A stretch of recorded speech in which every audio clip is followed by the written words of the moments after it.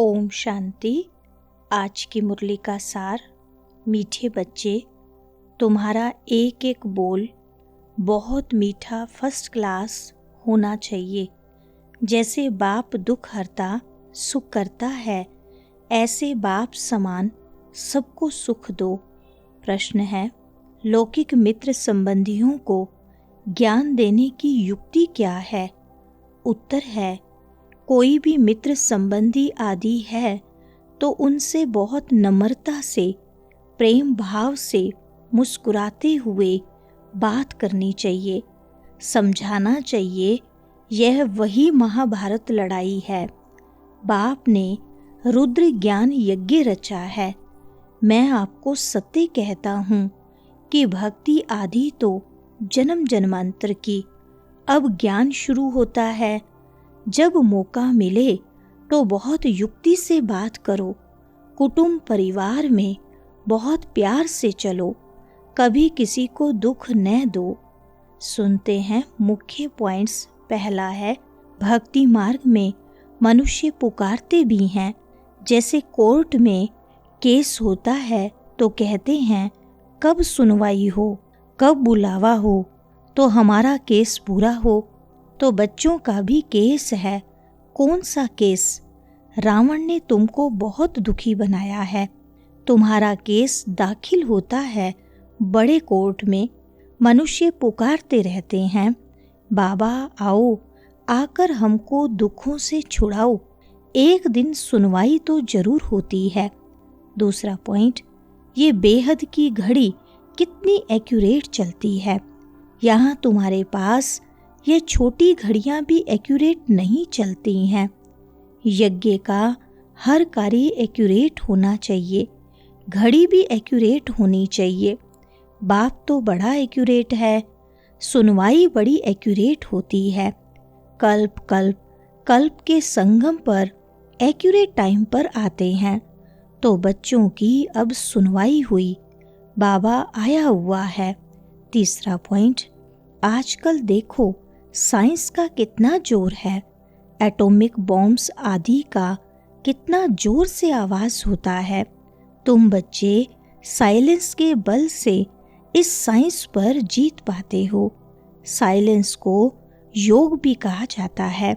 बहुबल वाले कभी भी विश्व पर जीत पा नहीं सकते।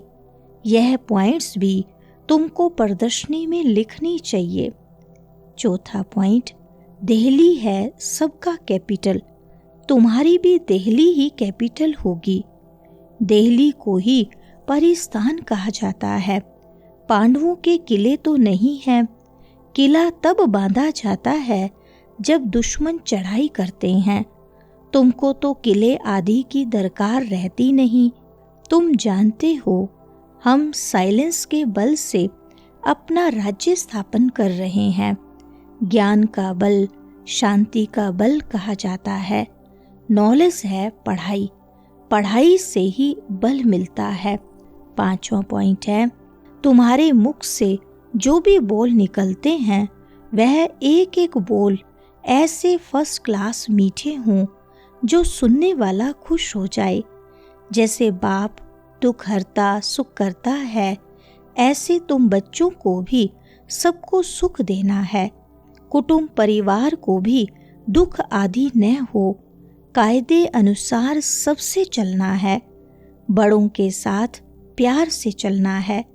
मुख से अक्षर ऐसे मीठे फर्स्ट क्लास निकलें जो सब खुश हो जाएं।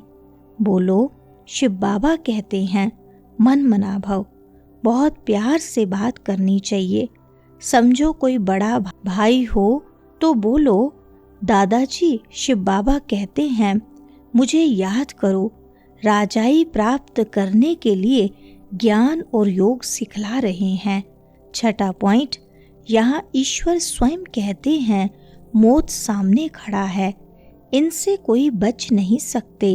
अंत में ही बाप आकर के कहते हैं कि बच्चे मुझे याद करो तो तुम्हारे पाप भस्म हो जाएं। इनको याद की अग्नि कहा जाता है। बाप गारंटी करते हैं कि इससे तुम्हारे पाप दग्ध होंगे। विकर्म विनाश होने का, पावन बनने का और कोई उपाय नहीं है। पापों का बोझा सिर पर चढ़ते चढ़ते, खाद पड़ते पड़ते सोना 9 कैरेट का हो गया है। आत्मा प्योर कैसे बने? प्योर आत्मा को जेवर भी प्योर मिलेगा। 7वां पॉइंट, मैं आपको सत्य कहता हूँ, यह भक्ति आदि तो जन्म जन्मांतर की है, अब ज्ञान शुरू होता है। भक्ति है रात, ज्ञान है दिन। सतयुग में भक्ति होती नहीं। ऐसे ऐसे युक्ति से बात करनी चाहिए। जब कोई मौका मिले तब तीर मारना होता है, तो समय और मौका देखा जाता है। ज्ञान देने की भी बड़ी युक्ति चाहिए। बाप युक्तियां तो सबके लिए बताते रहते हैं। 8वां पॉइंट, यह लक्ष्मी नारायण हमारे बड़े पूज्य हैं ना। पावन की पतित बैठ पूजा करें, यह तो शोभता नहीं है। कई तो पतित से दूर भागते हैं। वल्लभाचारी कभी पांव को छूने नहीं देते, समझते हैं ये छीछी मनुष्य हैं। मंदिरों में भी हमेशा ब्राह्मणों को ही मूर्ति छूने का अलाव रहता है। शूद्र मनुष्य अंदर जाकर छू न सके, वहां ब्राह्मण लोग ही उनको स्नान आदि कराते हैं और कोई को जाने नहीं देते। फर्क तो है ना। अब वे तो हैं कुख वंशावली ब्राह्मण, तुम हो मुख वंशावली सच्चे ब्राह्मण। 9वां पॉइंट, ब्रह्मा के मुख वंशावली ब्राह्मण हैं ऊंच ते ऊंच चोटी। यज्ञ रचते हैं तो भी ब्राह्मणों को मुकर्रर किया जाता है। यह फिर है ज्ञान यज्ञ। जो सर्विसेबल बच्चे होंगे उन्हें सर्विस का सदैव शौक रहेगा। कहाँ प्रदर्शनी होगी तो झट सर्विस पर भागेंगे। हम जाकर ऐसी ऐसी पॉइंट समझाएं। प्रदर्शनी में तो प्रजा बनने का विहंग मार्ग है।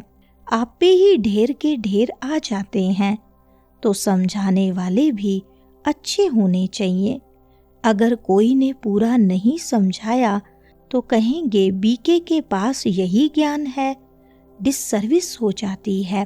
प्रदर्शनी में एक ऐसा चुस्त हो जो समझाने वाले गाइड्स को देखता रहे।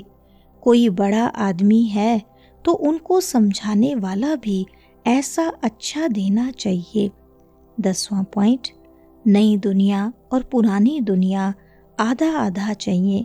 वह सतयुग की आयु लाखों वर्ष कह देते तो कोई हिसाब तो हो नहीं सकता। स्वास्तिका में भी पूरे 4 भाग हैं। 1250 वर्ष हर युग में बांटे हुए हैं। हिसाब किया जाता है ना। वो लोग हिसाब तो कुछ भी जानते नहीं, इसलिए कोड़ी तुल्य कहा जाता है। अब बाप हीरे तुल्य बनाते हैं। सब पतित हैं, भगवान को याद करते हैं। उनको भगवान आकर ज्ञान से गुलगुल बनाते हैं। पौना समय तो सुख में रहते हो, इसलिए बाप कहते हैं तुम्हारा देवी देवता धर्म बहुत सुख देने वाला है। 11वां पॉइंट, तुम्हारे पास सैकड़ों मनुष्य आते हैं परंतु कुछ भी समझते नहीं। अगर समझ जाएं बाबा आया हुआ है, विश्व का मालिक बना रहे हैं, बस उसी समय मस्ती चढ़ जाए, फौरन टिकट लेकर यह भागे। परंतु ब्राह्मणी की चिट्ठी तो जरूर लानी पड़े बाप से मिलने लिए। जैसे ऑफिस से छुट्टी लेते हैं वैसे धंधे से छुट्टी पाकर 1-2 दिन याद की यात्रा में बैठ जाओ। कितना जमा हो जाएगा। विकर्म भी विनाश होंगे। माया विघ्न जरूर डालती है, फिर भी पुरुषार्थ करते करते विजय पा लेंगे। वरदान है, चलते फिरते फरिश्ते स्वरूप का साक्षात्कार कराने वाले साक्षात्कार मूर्त भव। विस्तार है, जैसे शुरू में चलते फिरते ब्रह्मा गुम होकर श्री कृष्ण दिखाई देते थे, इसी साक्षात्कार ने सब कुछ छोड़ा दिया। ऐसे साक्षात्कार द्वारा अभी भी सेवा हो। जब साक्षात्कार से प्राप्ति होगी तो बनने के बिना रह नहीं सकेंगे। इसलिए चलते फिरते फरिश्ते स्वरूप का साक्षात्कार कराओ। भाषण वाले बहुत हैं, लेकिन आप भाषण देने वाले बनो, तब समझेंगे यह अल्लाह लोग हैं।